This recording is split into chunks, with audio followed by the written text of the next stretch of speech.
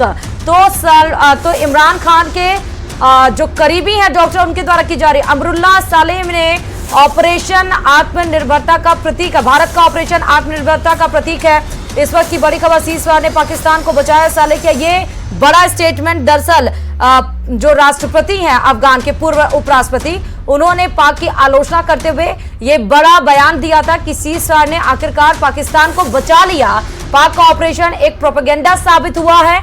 अमरुल्लाह सालेह ने ऑपरेशन सिंदूर की तारीफ की, वही ऑपरेशन सिंदूर जिसको चलाकर हमने 7 अप्रैल को पाकिस्तान के 9 आतंकी ठिकानों को नेस्तनाबूद कर दिया और उसके बाद भी ऑपरेशन सिंदूर की कार्रवाई लगातार 4 दिन तक जारी रही, जब तक पाकिस्तान ने भारत के आगे एक बार फिर आके घुटने नहीं टेक दिए। तो अफगान के पूर्व उपराष्ट्रपति सालेह ने कहा कि सीज़फायर ने पाकिस्तान को बचा लिया। और देखिए लगातार नरपत जी हमारे साथ लगातार एज डिफेंस एक्सपर्ट जुड़े हुए हैं, उनसे रिएक्शन लेते हैं। देखिए पहले ही फजीहत हो चुकी थी सर, पहले ही अमेरिका हुआ और यूएन हुआ, कोई देश साथ में नहीं था तुर्की को छोड़कर, लेकिन अब जब सीज़फायर हुआ उसके बाद भी उसको चैन की सांस नहीं, उसके बाद भी देखिए कितनी बुरी फजीहत उसकी हो रही है।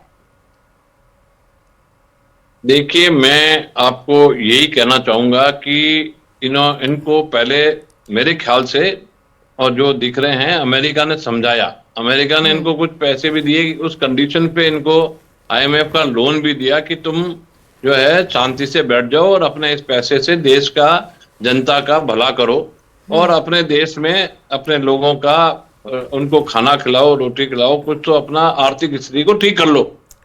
लेकिन ये क्या मानने वाला है, जैसे ही पैसा फर्स्ट इंस्टॉलमेंट रिलीज हुई इसने जाके और चीन से अपने खरीदने, चीनी माल जो होता है वो खरीदना शुरू कर लगता है करना। अब देखा कि चीन से कुछ मिल जाएगा, तुर्की से कुछ मिला, क्योंकि खुद का तो इसका कुछ है नहीं। जो आता है जो भी सामान, साजो सामान लड़ाई का या ड्रोन ही कह दो, या आप देखो इनको जो मिलता है वो सारा का सारा चीन से आ रहा है। तो चीन इसको दे रहा है या तुर्की ने इसको दिया, वो सब खत्म कर रहा है, और मिलता है तो और फायर करेगा। तो इसको तो जितना अभी इनको तो मेरा मानना है कि वर्ल्ड समझ गया है, दुनिया समझ गई है कि पाकिस्तान एक विश्वास का पात्र नहीं है, एक रोग स्टेट है, एक टेररिस्ट स्टेट डिक्लेयर करके इसके ऊपर तो एक्शन होना है।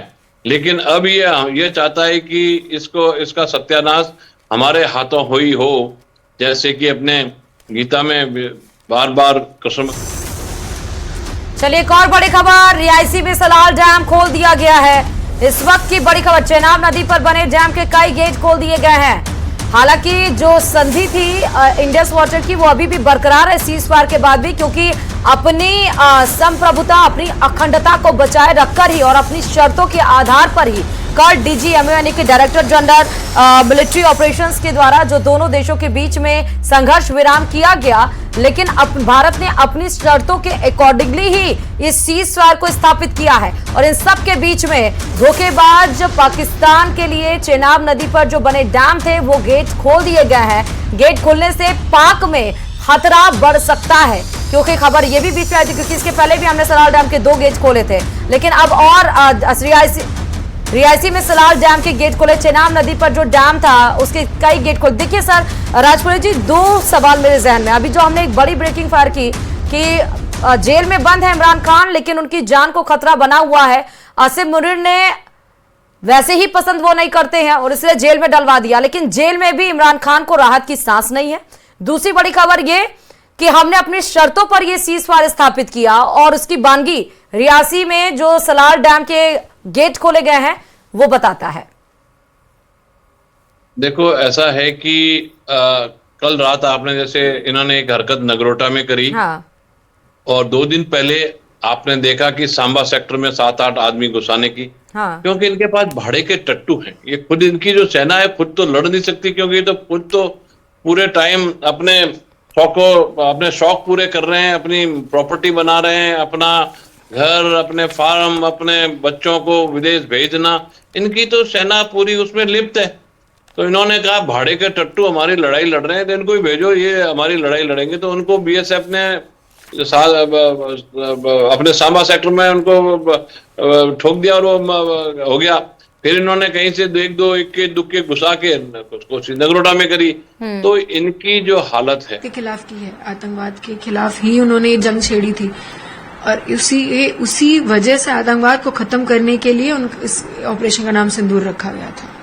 कहीं ना कहीं सिंदूर का बदला पूरा हुआ आपको लगता है? बिल्कुल, और मैं फिर भी बोल रही हूँ कि जब तक आतंकवाद है तब तक ऑपरेशन सिंदूर चलेगा।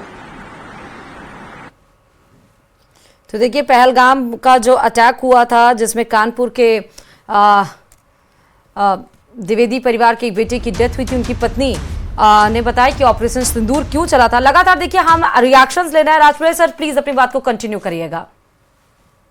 मैं आपको यही बता रहा था कि ये अभी पानी बहे, क्योंकि इन्होंने इन्हीं नदी नालों से अपने जो भाड़े के टट्टू हैं, जो आतंकवादी हैं, जो इनके लिए वो सोचते हैं कि ये इनकी लड़ाई लड़ेंगे और ये लोग ही इनकी फ्रंट लाइन है, क्योंकि इनकी सेना में तो दम है नहीं कि हमारी सेना से आंख मिलाए।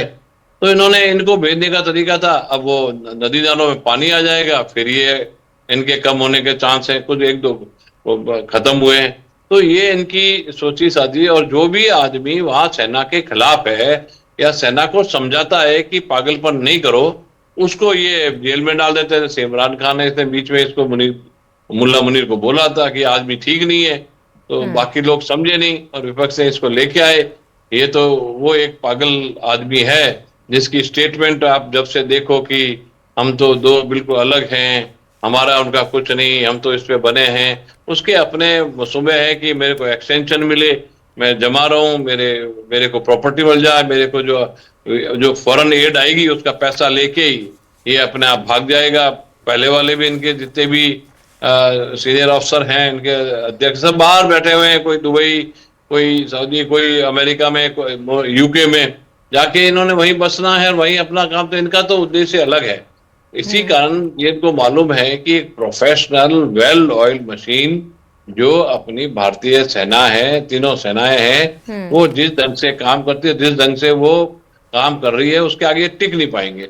लेकिन अपनी अहमियत, अपना काम, अपना पर्सनल एजेंडा पे मुल्ला मुनीर चले हुए हैं और वो प्रेशर डाल के, क्योंकि पॉलिटिकल सिस्टम वहां का बिल्कुल वीक है और उसके ऊपर ये हावी हो रखा है, और ये ही इसी तरह से पाकिस्तान का सत्यानाश करा के ही जाएगा।